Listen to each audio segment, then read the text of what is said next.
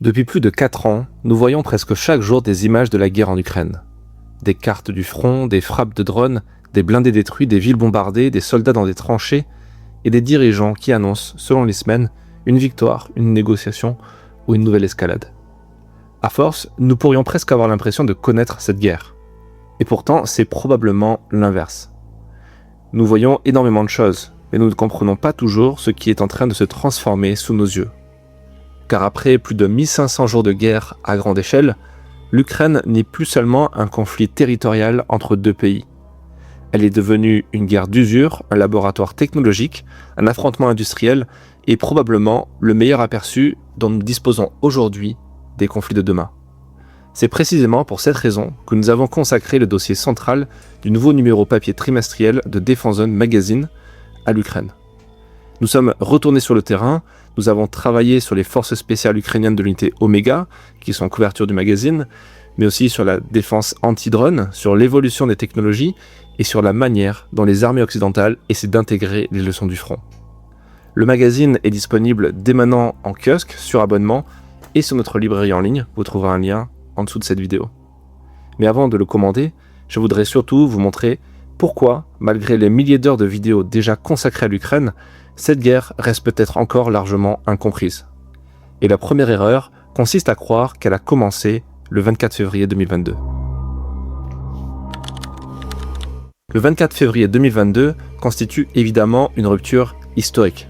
Ce matin-là, la Russie lance son invasion à grande échelle. Les missiles frappent plusieurs villes et les colonnes blindées avancent depuis plusieurs directions. Mais cette date n'est pas le vrai début de la guerre.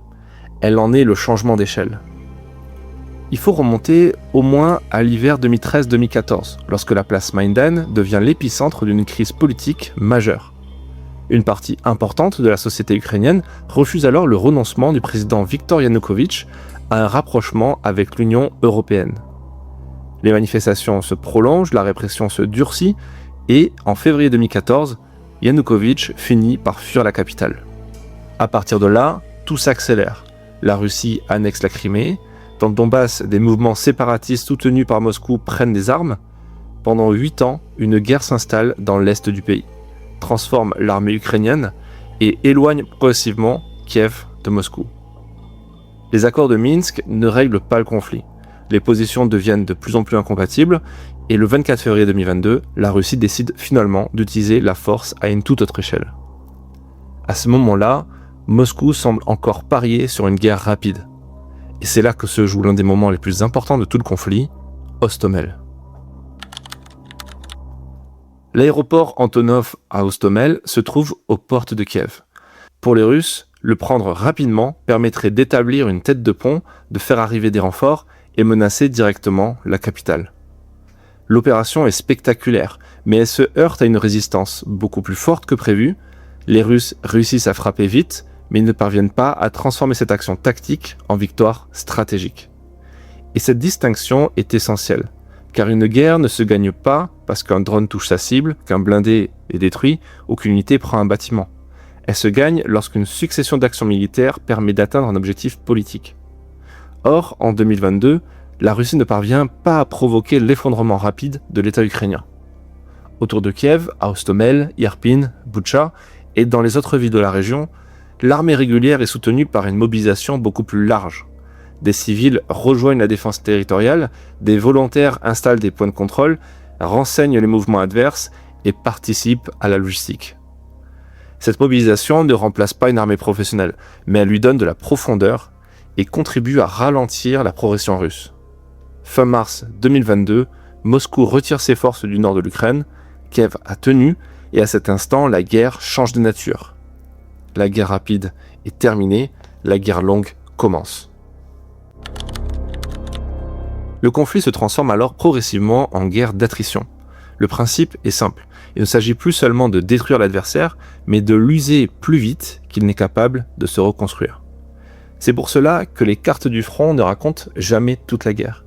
Dans un conflit d'usure, il faut aussi regarder qui peut encore produire des obus, former des soldats, réparer des véhicules, remplacer ces drones, financer l'effort militaire et conserver suffisamment longtemps la volonté politique de continuer.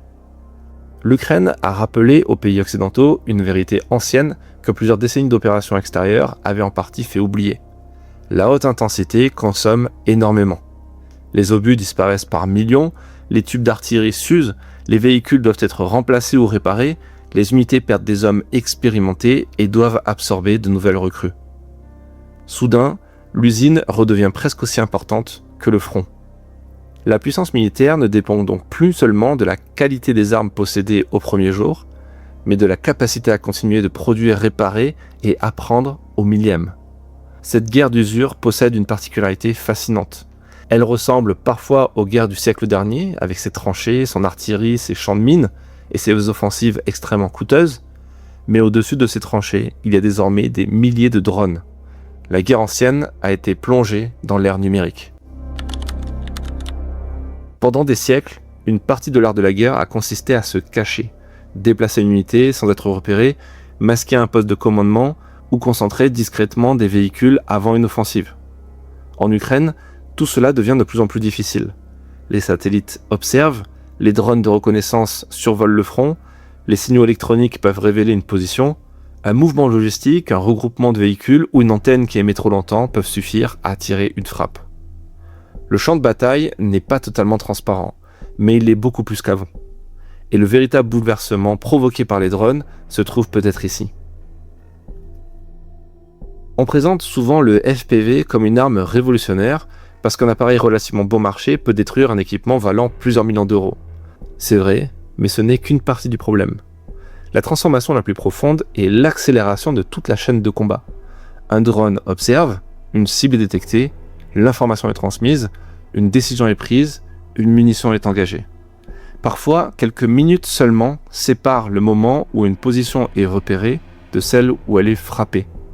Cela modifie presque tout, la manière de se déplacer, de se regrouper, de ravitailler les unités, de commander et même de dormir. C'est cette transformation que nous avons voulu documenter sur le terrain. L'image traditionnelle du combattant d'élite est celle d'un soldat défini par son arme, son entraînement, son endurance ou sa capacité à s'infiltrer. Tout cela reste évidemment essentiel, mais aujourd'hui, ce même combattant doit aussi évoluer au milieu de drones, de capteurs, de brouilleurs et d'une surveillance presque permanente. Le danger peut arriver sous la forme d'un bourdonnement à peine perceptible, et face à lui, la réponse ne vient pas toujours d'un système extrêmement sophistiqué. Elle peut combiner un brouilleur, une mitrailleuse, un capteur acoustique, un drone intercepteur ou une solution bricolée quelques kilomètres plus loin. En quelques années, la guerre en Ukraine est devenue une immense compétition d'adaptation. Dans certains domaines, le cycle de l'innovation ne se mesure plus en années, mais en mois, parfois en semaines. C'est un problème majeur pour les armées traditionnelles, dont les procédures d'acquisition sont souvent beaucoup plus longues. On identifie un besoin, on lance une étude, on développe un matériel, on le teste, on le qualifie, puis on l'achète. Cette logique reste indispensable pour un avion de combat ou un sous-marin. Mais sur certains segments du champ de bataille ukrainien, elle est tout simplement trop lente. Le drone qui fonctionne aujourd'hui peut être brouillé dans 6 mois, la fréquence utilisée hier peut devenir inutilisable demain, un nouveau système d'interception apparaît et oblige immédiatement l'adversaire à changer ses méthodes. La frontière entre le front, le laboratoire et l'usine deviennent ainsi de plus en plus poreuses. Et pour les armées occidentales, cette guerre devient une immense source d'apprentissage. La question est de savoir si elles apprennent assez vite. C'est l'une des images les plus symboliques de ces derniers mois. Des militaires ukrainiens participent désormais à des exercices de l'OTAN pour confronter les forces alliées aux méthodes développées sur le front.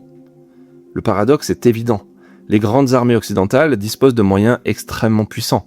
Aviation, renseignement, satellites, logistique, capacité navale, système de commandement. Mais l'Ukraine possède quelque chose qu'aucun centre d'entraînement ne peut totalement reproduire. Plusieurs années d'expérience quotidienne face à un adversaire réel qui s'adapte en permanence. Et les enseignements sont parfois inconfortables. Un char moderne reste utile, mais il peut être détruit par un système infiniment moins cher. Un poste de commandement est indispensable, mais s'il émet trop, il peut devenir une cible. Une colonne blindée concentre de la puissance, mais sans défense anti-drone, elle devient extrêmement vulnérable.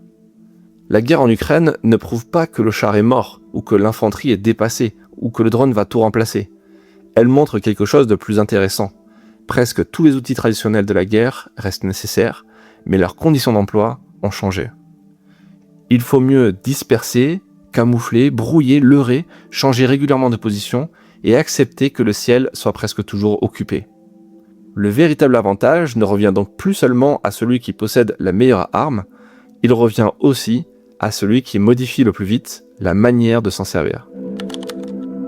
Et cela nous amène à la question centrale. Pourquoi cette guerre dure-t-elle encore ? D'abord parce qu'aucun camp n'a réussi à imposer une décision militaire définitive. Mais aussi parce que ce conflit dépasse désormais très largement les ressources de la Russie et de l'Ukraine. Kiev dépend du soutien financier, militaire et logistique de ses alliés. La Russie, de son côté, s'appuie également sur des partenaires, des fournisseurs, des réseaux commerciaux. La Corée du Nord est devenue un partenaire militaire important. L'Iran a joué un rôle significatif dans le domaine des drones. La Chine offre à Moscou une profondeur économique et industrielle considérable sans participer directement au conflit. Le champ de bataille est ukrainien, mais l'infrastructure de cette guerre est mondiale. Et surtout, les objectifs politiques restent incompatibles. Pour Kiev, accepter durablement la perte de territoire conquis par la force constitue un risque majeur. Pour Moscou, sortir de la guerre sans résultat stratégique significatif serait difficilement compatible avec des objectifs affichés depuis le début de l'invasion.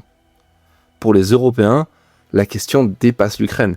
Il s'agit aussi de savoir si les frontières du continent peuvent être durablement modifiées par la force. Chaque acteur parle donc de paix, mais chacun ne parle pas nécessairement de la même paix. Et chaque camp continue probablement parce qu'il pense encore que le temps peut améliorer sa position. C'est l'un des mécanismes les plus dangereux des guerres longues. Plus elles durent, plus les pertes accumulées rendent politiquement difficile une sortie sans résultat visible. Alors, après plus de 1500 jours, qu'est-ce que l'Ukraine nous apprend réellement ? Elle nous apprend que la guerre moderne ne remplace pas l'ancien par le nouveau, elle les superpose. La tranchée et le drone, le char et le quadricoptère, l'artillerie et le satellite, le combattant des forces spéciales et l'ingénieur, l'usine et l'imprimante 3D. Et surtout, elle nous montre qu'une armée ne peut plus être jugée uniquement sur ce qu'elle possède au premier jour de la guerre.